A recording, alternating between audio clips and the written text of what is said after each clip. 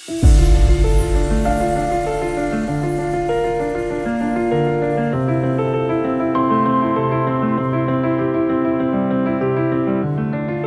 ശാന്തി. പ്രഭാതമുരളി 20/7/22. ബാബ് ദാദ, മധുബൻ. ബാബു പറയുന്നു, മധുരമായ കുട്ടികളെ, നിങ്ങൾ ആത്മീയ സൈന്യമാണ്. നിങ്ങൾക്കല്ലാതെ മറ്റാർക്കും രാവണനിൽ നിന്നും മുഴുവൻ വിശ്വത്തെയും രക്ഷിക്കാൻ സാധിക്കില്ല. ഈ ശുദ്ധമായ ലഹരിയിലിരിക്കണം. ചോദ്യം: ബാബ് ദാദ ഏത് കുട്ടികളുടെ ബലിയർപ്പണത്തിൻ്റെ മഹിമയാണ് പറയുന്നത്? ഉത്തരം: ബാബു പറയുന്നു, ആരാണോ അടികൾ കൊണ്ടും ശിവബാബയെ ഓർമ്മിക്കുന്നത്, ആ ബന്ധനസ്ഥരായ കുട്ടികളുടെ അഥവാ അബലകളുടേതാണ് ബലിയർപ്പണം. അടിയേൽക്കുമ്പോൾ കൂടുതൽ നഷ്ടോമോഹ ആയിക്കൊണ്ടിരിക്കുന്നു. അത് കാരണം അവരുടെ പദവി കൂടുതൽ ഉയർന്നതാകുന്നു. ബാബ ഇങ്ങനെയുള്ള കുട്ടികളെ ആശ്വസിപ്പിക്കുന്നു, അഥവാ ക്ഷമയോടെ ഇരിക്കാൻ പറയുന്നു. കുട്ടികളെ, നിങ്ങൾ സ്വയം ആത്മാവാണ് എന്ന് മനസ്സിലാക്കൂ. ഈ ദേഹം നിങ്ങളുടേതല്ല, നിങ്ങൾ ബാബയുടേതായി കഴിഞ്ഞു. അപ്പോൾ അവസ്ഥ ഉറച്ചുകൊണ്ടിരിക്കും. സത്യമായ ഹൃദയമുള്ളവരുടെ മേൽ പ്രഭു തൃപ്തമാകും. ഗീതം: നിന്നെ നേടി ഞങ്ങൾ ലോകം നേടി. ഓം ശാന്തി. കുട്ടികൾ മുന്നിൽ ഇരിക്കുകയാണ്. നമ്മൾ സൈന്യമാണ് എന്ന് അറിയുന്നുമുണ്ട്. ആരുടെ സൈന്യമാണ്? ഈശ്വരൻ്റെ. എന്തു ചെയ്തുകൊണ്ടിരിക്കുന്നു? നമ്മൾ രാവണൻ്റെ മേൽ വിജയം നേടിക്കൊണ്ടിരിക്കുന്നു. ഈ മുഴുവൻ സൃഷ്ടിയെയും രാവണ രാജ്യത്തിൽ നിന്നും മോചിപ്പിച്ച് തൻ്റെ രാജ്യത്തിൻ്റെ സ്ഥാപന ചെയ്തുകൊണ്ടിരിക്കുന്നു എന്നർത്ഥം. ഇരിക്കുന്നത് നോക്കൂ, എത്ര സാധാരണ രീതിയിലാണ്. കൈകാലുകൾ ചലിപ്പിക്കുന്നൊന്നുമില്ല, എന്നാൽ വളരെ ശക്തമായ സൈന്യമാണ്. നിങ്ങൾ ഈശ്വരൻ്റെ സഹായികളാണ്. ഈശ്വരനും ഗുപ്തമാണ്, നിങ്ങളും ഗുപ്തമാണ്. ആ ഒന്നിനെ ചക്രവർത്തി എന്നും പറയുന്നു. നിങ്ങളുടെ യുദ്ധം അത്രയും ശക്തവും ഗുപ്തവുമാണ്. അതിലൂടെ നിങ്ങൾ വികാരങ്ങളുടെ മേൽ ജയം നേടി മുഴുവൻ വിശ്വത്തിൻ്റെ മേൽ ജയം നേടുന്നു. ആ സൈന്യം ഉള്ളതുപോലെ നമ്മളും ആത്മീയ സൈന്യമാണ് എന്നത് നിങ്ങൾക്ക് ഫീലാകും. ഭാരതത്തിൻ്റെ മുഴുവൻ ആധാരവും ഈ സൈന്യത്തിന്മേലാണ് എന്ന് മനസ്സിലാക്കുന്നുണ്ട്. നമ്മുടെ സേന ഇല്ലായിരുന്നുവെങ്കിൽ മറ്റുള്ളവർ ജയം നേടിയേനെ. മറ്റേ സേനയാണെങ്കിൽ ഇടയ്ക്കിടയ്ക്ക് രാജാക്കന്മാരെയും മറ്റും ഓടിച്ച് മിലിറ്ററിയുടെ രാജ്യഭരണം നടത്തുന്നു. മിലിറ്ററി വിചാരിക്കുന്നു, നമ്മൾക്കല്ലാതെ മറ്റാർക്കും ദേശത്തെ രക്ഷിക്കാൻ സാധിക്കില്ല എന്ന്. നിങ്ങൾക്കും ശുദ്ധ അഹങ്കാരമുണ്ട്. ഈശ്വരീയ സൈന്യമായ നമുക്കല്ലാതെ മറ്റാർക്കും രാവണനിൽ നിന്നും രക്ഷിക്കാൻ സാധിക്കില്ല. ഇപ്പോൾ ആ മിലിറ്ററിയെയും നോക്കൂ, ഇതിനെയും നോക്കൂ. നിങ്ങൾ എങ്ങനെയാണോ അതേപോലെയാണ്. നിങ്ങളുടെ അടുക്കൽ ഏതെങ്കിലും ഡ്രസ്സോ ആയുധമോ ഒന്നുമില്ല. അവരാണെങ്കിൽ എത്ര ഡ്രസ് അണിയുന്നു, പ്രച്ഛന്ന വേഷങ്ങൾ ഉണ്ടാക്കുന്നു. ഹോളിയിലും പ്രച്ഛന്ന വേഷം ഉണ്ടാക്കുന്നു. രാമനും സേന കാണിക്കുന്നുണ്ട്. അവർക്ക് കുരങ്ങൻ്റെ മുഖം നൽകിയിരിക്കുകയാണ്. അവർ കേവലം പാവകളുടെ കളി കളിക്കുന്നു. ഇപ്പോൾ കുട്ടികളായ നിങ്ങൾക്കറിയാം, നമ്മൾ രാവണനാകുന്ന 5 വികാരങ്ങളുടെ ജയിലിൽ നിന്നും മോചനം നേടിക്കൊണ്ടിരിക്കുന്നു. ഒന്നാണ് രാവണൻ്റെ ജയിൽ, പിന്നെ രാവണൻ്റെ മതത്തിലൂടെ നടക്കുന്നവരുടെ ജയിൽ. ഭക്തിയുടെയും ചങ്ങലകൾ, ഗുരുക്കന്മാരുടെയും ചങ്ങലകൾ, പിന്നെ പതിയുടെയും ചങ്ങലകളുണ്ട്. രാവണൻ്റെ മതത്തിലൂടെ നിങ്ങൾ എത്ര ദുഃഖിതരാകുന്നു, എത്ര വിളിക്കുന്നു. രാവണൻ നമ്മളെ വളരെയധികം ശല്യം ചെയ്യുന്നു. നിങ്ങൾക്കറിയാം, എത്രത്തോളം നമ്മൾ യോഗത്തിലിരിക്കുന്നോ അത്രയും നമ്മുടെ ആത്മാവ് ദുഃഖത്തിൽ നിന്നും മുക്തമാകുന്നു. അബലകളുടെ മേൽ അത്യാചാരങ്ങളും വളരെയധികം നടക്കുന്നു. വളരെ പേർ അടികൊള്ളുന്നു. അബലകൾ വിളിക്കുന്നു, ഇപ്പോൾ നമ്മൾ എന്തു ചെയ്യട്ടെ? ബാബ പിന്നെ ആശ്വസിപ്പിക്കുന്നു, അതായത് ക്ഷമയോടെ ഇരിക്കാൻ പറയുന്നു. ഇത് മനസ്സിലാക്കിച്ചു തന്നിട്ടുണ്ട്. നിങ്ങൾ സ്വയം ആത്മാവാണ് എന്ന് മനസ്സിലാക്കൂ. ഈ ദേഹം നമ്മുടേതല്ല. നമ്മൾ മരിച്ചു കഴിഞ്ഞു, ബാബയുടേതായി കഴിഞ്ഞു. മറ്റൊരു ഉപായവുമില്ല. നമ്മൾ ശിവബാബയുടേതാണ്. ആരാണോ സത്യതയുള്ള കുട്ടികൾ, അവരുടെ അവസ്ഥ ഉറച്ചതായിരിക്കും. അല്പം പോലും വികാരത്തിൻ്റെ നേർക്ക് ചിന്തകൾ പോകുന്നില്ല. ഇങ്ങനെയുള്ള കുട്ടികളുടെ മേൽ അഥവാ ആരെങ്കിലും നിർബന്ധപൂർവം ബലപ്രയോഗം ചെയ്താൽ തന്നെയും ഇവർക്ക് പാപം കയറുന്നില്ല. വിളിക്കുന്നു, ബാബ ഞാൻ അങ്ങയുടേതാണ്. ശരീരം ജഡം പോലെയാണ്. ഇങ്ങനെയുള്ള നിശ്ചയബുദ്ധിയുള്ള കുട്ടികൾ ആരാണോ അവരും വളരെ ഉയർന്ന പദവി നേടും. അഥവാ സത്യമായ ഹൃദയമുണ്ടെങ്കിൽ, ഇങ്ങനെയുള്ള സത്യമായ ഹൃദയത്തിൽ തീർച്ചയായും പ്രഭു തൃപ്തമാകും. എത്രത്തോളം അടികൊള്ളുന്നവർ ഓർമ്മിക്കുന്നുവോ അത്രയും ഇവിടെ പെൺകുട്ടികൾ ഓർമ്മിക്കുന്നില്ല. ബാബയുടെ അടുക്കൽ വിളി വരുന്നു, ബന്ധനമുണ്ട്. ബാബ ബന്ധനത്തിൽ നിന്നും മോചിപ്പിക്കൂ. ആരാണോ മുക്തമായവർ, ബന്ധനമുക്തമായവർ, അവരും എത്രത്തോളം ബന്ധനസ്ഥർ ഓർമ്മിക്കുന്നുവോ അത്രയും ഓർമ്മിക്കുന്നില്ല. ശിവബാബയുടെ ഓർമ്മയിലൂടെ തന്നെയാണ് തോണി അക്കരെ എത്തുന്നത്. ചിലർ പറയുന്നു, ബാബ നമുക്ക് മുരളി പോലും വായിക്കാൻ നൽകുന്നില്ല. നിങ്ങൾ ബാബയെ ഓർമ്മിച്ചു കൊണ്ടിരിക്കൂ. മുരളിയിലും ദിവസവും ഇത് തന്നെയാണ് മനസ്സിലാക്കിച്ചു തരുന്നത്. മുഖ്യമായ കാര്യമാണ് ഓർമ്മയുടെ ചാർട്ട് വയ്ക്കൂ.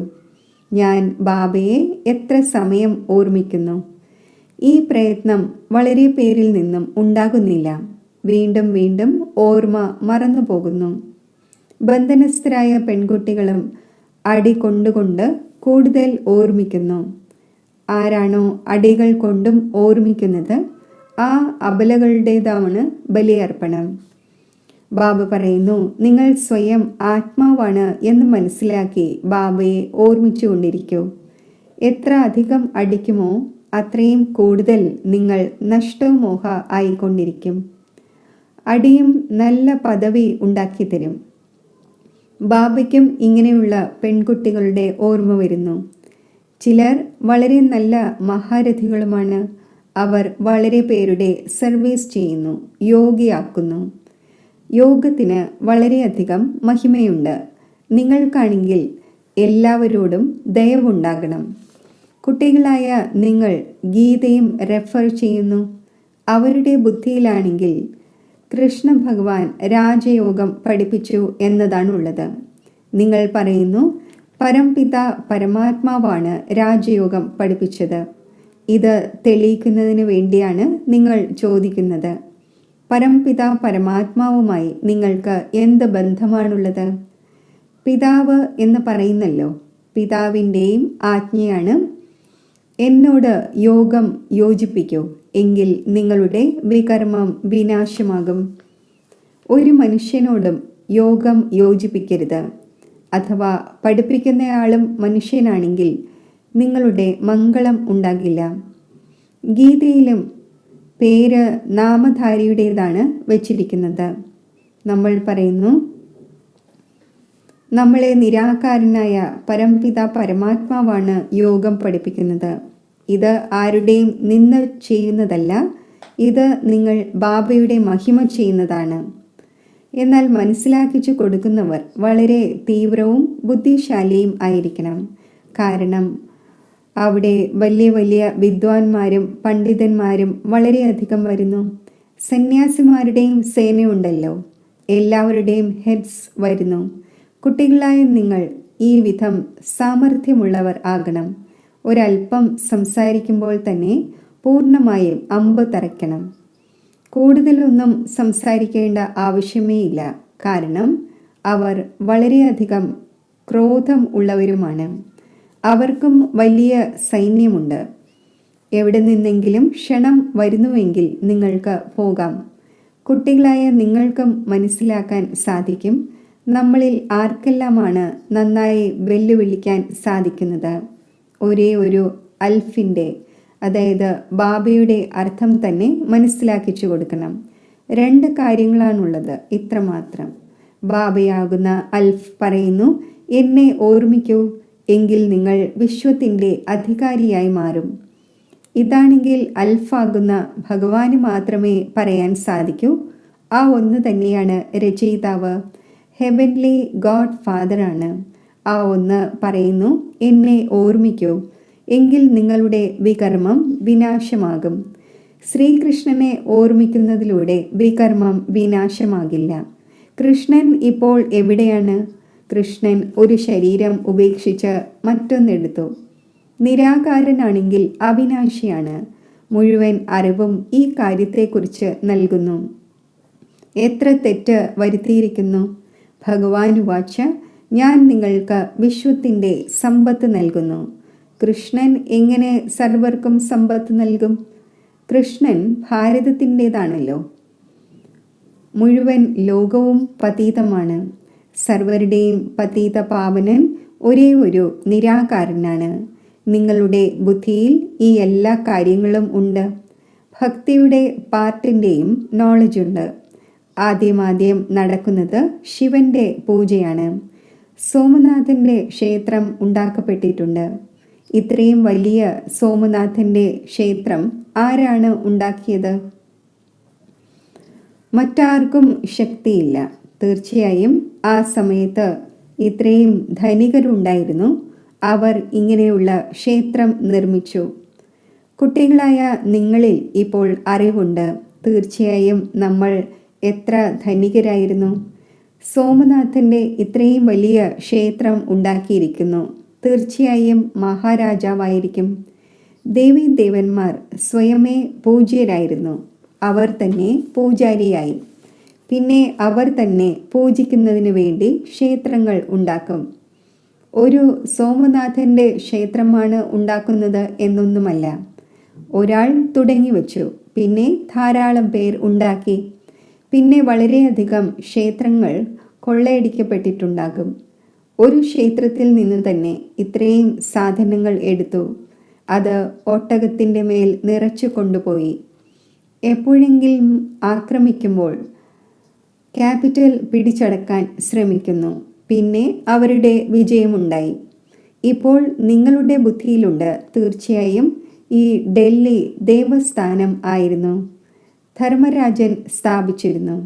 ഡൽഹി വീണ്ടും ദേവസ്ഥാനം ആകും. അതിനുവേണ്ടി നമ്മൾ രാജയോഗം പഠിച്ചുകൊണ്ടിരിക്കുന്നു. ഇപ്പോൾ നിങ്ങൾ കേൾക്കുന്നുണ്ട്. അപ്പോൾ ബുദ്ധിയിൽ ലഹരി കയറുന്നു.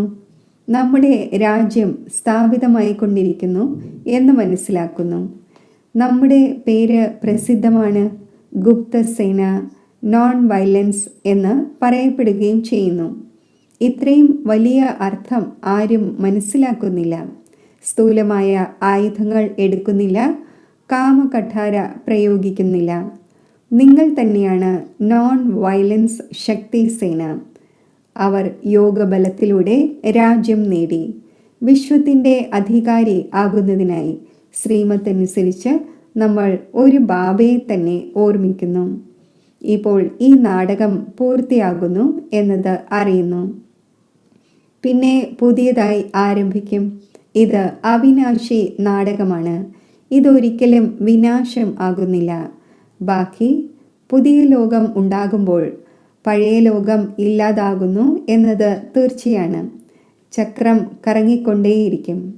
ഇത് അനാദിയായ ഡ്രാമയാണ്. ഭഗവാനെക്കുറിച്ച് എല്ലായിടത്തുമുള്ളവനാണ് എന്ന് പറയുന്നു. അതേപോലെ ഈ ഡ്രാമയുടെ ചക്രം തിരിഞ്ഞുകൊണ്ടേയിരിക്കുന്നു. ഈ ഡ്രാമയിൽ എല്ലാ ആക്ടേഴ്സും ഉണ്ടായിരിക്കുക തന്നെ ചെയ്യുന്നു. നിങ്ങൾക്കറിയാം, മൂലവതനവും സ്ഥൂലവതനവും ഉണ്ടായിരിക്കുക തന്നെ ചെയ്യുന്നു. പിന്നെ സത്യയുഗവും ത്രേതായുഗവും ചക്രം കറങ്ങി വീണ്ടും റിപ്പീറ്റ് ആകുന്നു. ഇത് അവിനാശി ഡ്രാമയാണ്. നമ്മൾ ആക്ടേഴ്സും ഡ്രാമയിൽ ഉണ്ടായിരിക്കുക തന്നെ ചെയ്യുന്നു. തുടക്കം മുതൽ അവസാനം വരെ സർവർക്കും പാർട്ട് ഉണ്ടായിരിക്കുക തന്നെ ചെയ്യുന്നു. ആ ചെറിയ നാടകം ഉള്ളത് പഴയതാകുന്നു. ഇതൊരിക്കലും പഴയതാകുന്നില്ല. ഈ അവിനാശി ഡ്രാമ എപ്പോഴെങ്കിലും പഴയതാകുന്നുണ്ടോ? ഇല്ല. ബാക്കി നമ്മൾ പാർട്ടിൽ വരുന്നു. പുതിയതിൽ നിന്നും പഴയതായി, വീണ്ടും പഴയതിൽ നിന്നും പുതിയതാകുന്നു. നിങ്ങൾക്കറിയാം, തീർച്ചയായും നമ്മൾ രാജാവും റാണിയും ആയിരുന്നു. ഇപ്പോൾ ദരിദ്രമായിരിക്കുന്നു. ദരിദ്രനിൽ നിന്നും വീണ്ടും രാജാവാകുന്നു. ദരിദ്രൻ എന്നാൽ ഭിക്ഷു. ബാബ വന്ന് സർവർക്കും വഴി പറഞ്ഞു തരുന്നു. നിങ്ങൾക്ക് വളരെ ലഹരി ഉണ്ടായിരിക്കണം. ഈ പുതിയ നോളജ് നിങ്ങൾക്ക് ലഭിക്കുന്നു. അത് ലഭിക്കുന്നതും ഒരേ ഒരു തവണയാണ്. നമ്മൾ ഡയറക്ഷൻ അനുസരിച്ച് ഈ സൃഷ്ടിയിൽ നമ്മുടെ ചക്രവർത്തി പദം സ്ഥാപിച്ചു കൊണ്ടിരിക്കുന്നു എന്നത് മനസ്സിലാക്കുന്നുണ്ടല്ലോ. ബാബ പറയുന്നു, എന്നെ ഓർമ്മിക്കൂ, ചക്രവർത്തി പദത്തെയും ഓർമ്മിക്കൂ. ബാക്കി ഈ ഉപദ്രവങ്ങൾ ഉണ്ടാവുക തന്നെ ചെയ്യും. ഉപദ്രവങ്ങളും കർമ്മഭോഗമാണ്. പുരുഷൻ സ്ത്രീയെ അടിക്കുന്നു. വെറുതെ അങ്ങനെ ആരെയെങ്കിലും അടിക്കുമോ? നിങ്ങളും അവരെ അടിച്ചിട്ടുണ്ടാകും. ആ കണക്ക് സമാപ്തമായി കൊണ്ടിരിക്കുന്നു.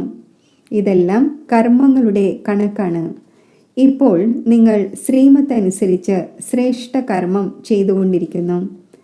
ഇപ്പോൾ ഒരു ഭ്രഷ്ടകർമ്മവും ചെയ്യരുത്. ഏറ്റവും ശ്രേഷ്ഠ കർമ്മമാണ് സർവർക്കും ബാബയുടെ പരിചയം നൽകണം. ബാബയുടെ ആജ്ഞ ലഭിച്ചിട്ടുണ്ട്. എന്നെ മാത്രം ഓർമ്മിക്കൂ. എല്ലാവരും ബാബയെ തന്നെ മറന്നുപോയി. ശിവന്റെ പൂജ ചെയ്യുന്നു, പക്ഷേ യാതൊന്നും അറിയുന്നില്ല. അമർനാഥിലും വലിയ ലിംഗമുണ്ടാക്കി വെച്ചിരിക്കുന്നു. ബാബയുടെ രൂപം ഇത്രയും വലുതാണോ? ഒന്നും അറിയില്ല. ഇപ്പോൾ കുട്ടികളായ നിങ്ങൾ ഈ എല്ലാ കാര്യങ്ങളും യഥാർത്ഥമായി മനസ്സിലാക്കി കഴിഞ്ഞു.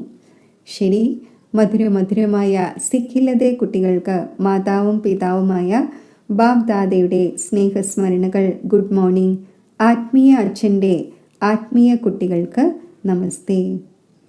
ധാരണയ്ക്കുള്ള മുഖ്യസാരം: ശ്രീമത് അനുസരിച്ച് സദാ ശ്രേഷ്ഠ കർമ്മം ചെയ്യണം. ഒരു ഭ്രഷ്ടകർമ്മവും ഉണ്ടാകരുത്. ഇതിൽ ശ്രദ്ധ വയ്ക്കണം. വളരെ പേരെ യോഗിയാക്കുന്നതിൻ്റെ സേവനം ചെയ്യണം. സത്യമായ ഹൃദയമുണ്ടായിരിക്കണം. ശരീരം ജഡം പോലെയാണ്. അതിൻ്റെ അഭിമാനം ഉപേക്ഷിക്കണം.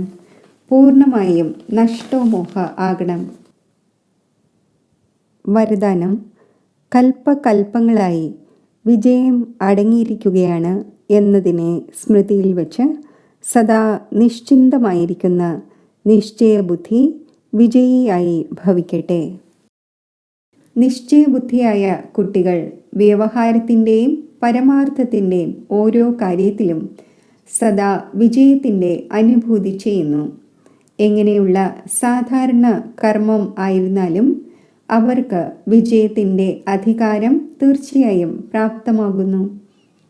അവർ ഒരു കാര്യത്തിലും സ്വയം തന്നോട് നിരാശം ആകുന്നില്ല. കാരണം നമ്മൾ കൽപ്പകൽപ്പങ്ങളിലെ വിജയിയാണ് എന്ന നിശ്ചയമുണ്ട്. ആരുടെ സഹായി സ്വയം ഭഗവാനാണോ, അവരുടെ വിജയം ഉണ്ടായില്ലെങ്കിൽ പിന്നെ ആരുടേത് ഉണ്ടാകും? ഈ ഭാവിയെ ആർക്കും മാറ്റുവാൻ സാധിക്കില്ല. ഈ നിശ്ചയവും ലഹരിയും നിശ്ചിന്തം ആക്കി മാറ്റുന്നു. സ്ലോഗൻ: സദാ സന്തോഷത്തിൻ്റെ പോഷണത്തിലൂടെ ആരോഗ്യവാനും സന്തോഷത്തിൻ്റെ ഖജനാവിനാൽ സമ്പന്നവും പ്രസന്നവും ആകൂ. മാതേശ്വരിജിയുടെ അമൂല്യ മഹാവാക്യങ്ങൾ. നമ്മൾ പറയുന്നു, കൽപ്പം 5000 വർഷത്തിൻ്റേതാണ്. ഈ കൽപ്പം ഓരോ കൽപ്പത്തിലും കൃത്യമായി റിപ്പീറ്റ് ആകുന്നു. ഇതിനെക്കുറിച്ച് ധാരാളം മനുഷ്യർക്ക് ചോദ്യമുണ്ട്. കൽപ്പം ഇത്രയും വലുതാണ്, അത് എങ്ങനെയാണ് 5000 വർഷമായിരിക്കുക? കൽപ്പം 1,00,000 വർഷങ്ങളുടേതാണ്. ലക്ഷക്കണക്കിന് വർഷങ്ങൾ പഴക്കമുള്ള ഏതെങ്കിലും ഒരു വസ്തു കണ്ടെത്തിയതായി മനസ്സിലാക്കുകയാണെങ്കിൽ പിന്നെ മനുഷ്യർ എങ്ങനെ അംഗീകരിക്കും കൽപ്പം 5000 വർഷത്തിൻ്റേതാണെന്ന്? ഹിസ്റ്ററി ലക്ഷക്കണക്കിന് വർഷങ്ങളുടേതാണ് ഉണ്ടാക്കിയിരിക്കുന്നത് എന്ന് ആരെങ്കിലും പറയുകയാണെങ്കിൽ അവർക്ക് മനസ്സിലാക്കിച്ചു കൊടുക്കൂ. ലക്ഷക്കണക്കിന് വർഷങ്ങളുടെ ഹിസ്റ്ററി എങ്ങനെ ഉണ്ടാകും? കൽപ്പത്തിനുള്ളിൽ ഇത്രയും കോളിളക്കങ്ങൾ ഉണ്ടാകുന്നു, ഇത്രയും വിനാശമുണ്ടാകുന്നു, അതിൽ മുഴുവൻ രാജ്യവും തന്നെ വിനാശമാകുന്നു. അപ്പോൾ നിങ്ങളുടെ ആ ഹിസ്റ്ററി എങ്ങനെ തെളിയിക്കപ്പെട്ടതായി നിലനിൽക്കും? പിന്നെ ആക്യുറേറ്റ് ഹിസ്റ്ററി എങ്ങനെ അറിയാൻ കഴിയും? അപ്പോൾ ഈ കാര്യം തെളിയിക്കപ്പെടുന്നില്ല. ഇപ്പോൾ നമ്മളെ സ്വയം വേൾഡ് ഓൾമൈറ്റി അതോറിറ്റിയായ പരമാത്മാവ് ആക്യുറേറ്റായി കേൾപ്പിക്കുകയാണ്. അതിനോടൊപ്പം നമുക്ക് ദിവ്യ ദൃഷ്ടിയിലൂടെ സാക്ഷാത്കാരവും കാണിച്ചു തരുന്നു. അപ്പോൾ നമ്മൾ അത് വിശ്വസിക്കുകയില്ലേ? പിന്നെ ഏതെങ്കിലും സാക്ഷാത്കാരത്തിലൂടെ നിശ്ചയം ഉണ്ടായില്ലെങ്കിൽ പോലും സ്വയം പരമാത്മാവ് നമ്മളെ നേരിട്ട് കേൾപ്പിച്ചുകൊണ്ടിരിക്കുകയാണ്. ആദ്യമായി നമുക്ക് ഈ നിശ്ചയമുണ്ട്, നമ്മളെ പഠിപ്പിക്കുന്നവൻ ആരാണ്? പിന്നെ മുഴുവൻ സൃഷ്ടിയും എങ്ങനെയാണ് കൃത്യമായി ചക്രം കറങ്ങുന്നത്? ഈ രഹസ്യത്തെയും നമ്മൾ മനസ്സിലാക്കി കഴിഞ്ഞു. അതിനാൽ തന്നെയാണ് കൽപ്പം 5000 വർഷത്തിൻ്റേതാണ് എന്ന് നമ്മൾ സ്വന്തം അനുഭവത്തിലൂടെ പ്രാക്ടിക്കൽ ജീവിതത്തെ കണ്ടുകൊണ്ടും യഥാർത്ഥമായി പറഞ്ഞുകൊണ്ടിരിക്കുന്നത്. ആത്മാവും പരമാത്മാവും തമ്മിലുള്ള വ്യത്യാസത്തെക്കുറിച്ച് മനസ്സിലാക്കിച്ചു തരികയാണ്. ആത്മാവിൻ്റെയും പരമാത്മാവിൻ്റെയും രൂപം ഒരേപോലെ ജ്യോതി രൂപമാണ്. ആത്മാവിൻ്റെയും പരമാത്മാവിൻ്റെയും വലിപ്പം ഒരേപോലെ തന്നെയാണ്. ബാക്കി ആത്മാവും പരമാത്മാവും തമ്മിൽ ഗുണങ്ങളുടെയും ശക്തിയുടെയും വ്യത്യാസം തീർച്ചയായും ഉണ്ട്. ഇപ്പോൾ ഈ ഇത്രയും ഗുണങ്ങളുടെ എല്ലാം മുഴുവൻ മഹിമയും പരമാത്മാവിൻ്റേതാണ്. പരമാത്മാവ് സുഖ ദുഃഖങ്ങളിൽ നിന്നും വേറിട്ടവനാണ്, സർവശക്തിവാനാണ്, സർവഗുണ സമ്പന്നമാണ്, 16 കല സമ്പൂർണമാണ്. ആ ഒന്നിൻ്റെ തന്നെ മുഴുവൻ ശക്തിയും കാര്യം ചെയ്തുകൊണ്ടിരിക്കുന്നു. ബാക്കി മനുഷ്യാത്മാവിൻ്റെ ശക്തിയൊന്നും പ്രവർത്തിക്കുകയില്ല. പരമാത്മാവിൻ്റെ തന്നെയാണ് മുഴുവൻ പാർട്ടും നടക്കുന്നത്. പരമാത്മാവ് പാർട്ടിലും വരുന്നുണ്ട്, എങ്കിലും സ്വയം വേറിട്ടിരിക്കുന്നു. എന്നാൽ ആത്മാവ് പാർട്ടിൽ വരുമ്പോഴും പാർട്ടുധാരിയുടെ രൂപത്തിൽ വരുന്നു. പരമാത്മാവ് പാർട്ടിൽ വരുമ്പോഴും കർമ്മബന്ധനത്തിൽ നിന്നും വേറിട്ടതാണ്. ആത്മാവ് പാർട്ടിൽ വരുമ്പോൾ കർമ്മബന്ധനത്തിന് വശപ്പെടുന്നു. ഇതാണ് ആത്മാവും പരമാത്മാവും തമ്മിലുള്ള വ്യത്യാസം. ഓം ശാന്തി.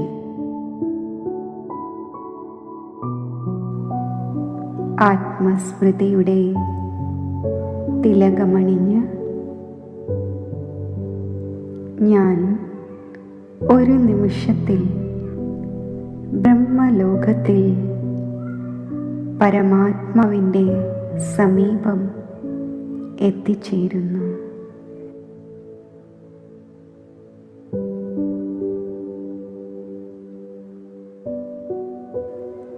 ശിവപരമാത്മാവിൻ്റെ തേജസ്വി കിരണങ്ങൾ ആത്മാവിൽ സ്പർശിക്കുന്നു.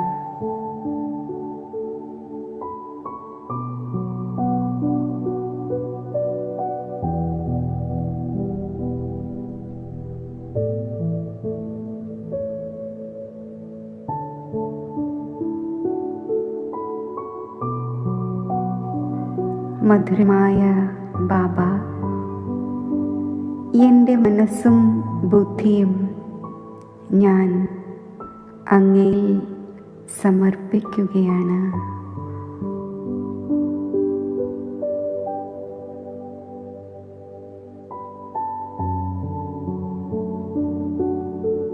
അങ്ങയുടെ സന്താനമായ ഞാൻ ഈ സമർപ്പണ ഭാവത്തോടെ അധികാരി സ്വരൂപത്തിൽ സ്ഥിതി ചെയ്യുമ്പോൾ സർവ ഈശ്വരീയ ഖജനാവുകളും എൻ്റെ ജന്മാവകാശമായി എനിക്ക് അനുഭവപ്പെടുന്നു.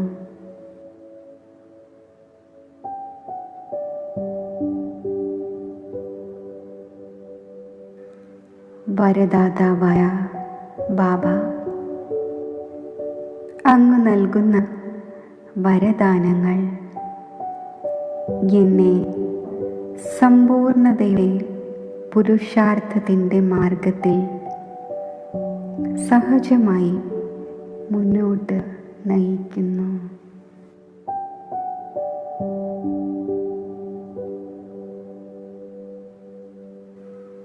എൻ്റെ സുഹൃത്തായ ബാബ, അങ്ങ് എനിക്ക് നൽകുന്ന കൂട്ട് ആത്മീയ സുരക്ഷയുടെ ഛത്രഛായയ്ക്കുള്ളിൽ ജീവിക്കുന്ന അനുഭവം എന്നിൽ വരുത്തുന്നു.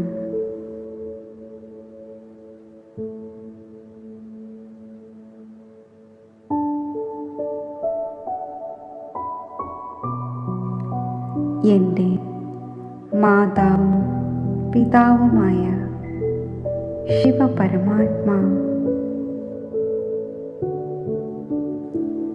അങ്ങയുടെ ഓർമ്മയാകുന്ന മടിത്തട്ടിൽ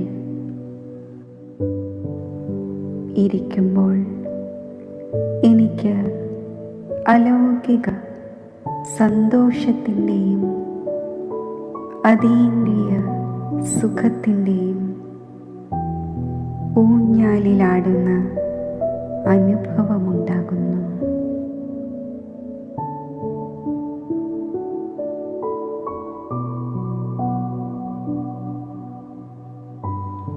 ബിന്ദുരൂപമായ ബാബയിൽ നിന്നും ലൈറ്റിൻ്റെയും മൈറ്റിൻ്റെയും കിരണങ്ങൾ എനിക്ക് പ്രാപ്തമാകുന്നു.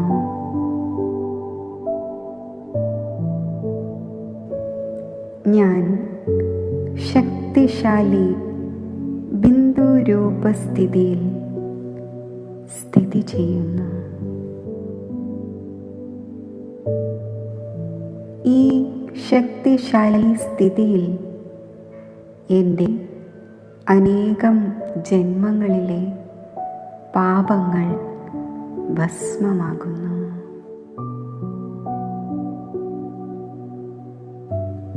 ആത്മാവിൽ പവിത്രതയുടെ പ്രകാശം നിറയുന്നു.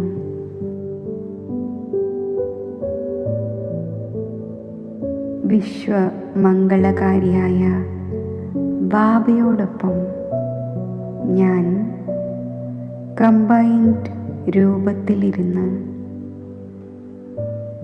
എൻ്റെ സങ്കല്പത്തിലൂടെയും വൃത്തിയിലൂടെയും സുഖത്തിൻ്റെയും ശാന്തിയുടെയും ശക്തിയുടെയും സ്നേഹത്തിൻ്റെയും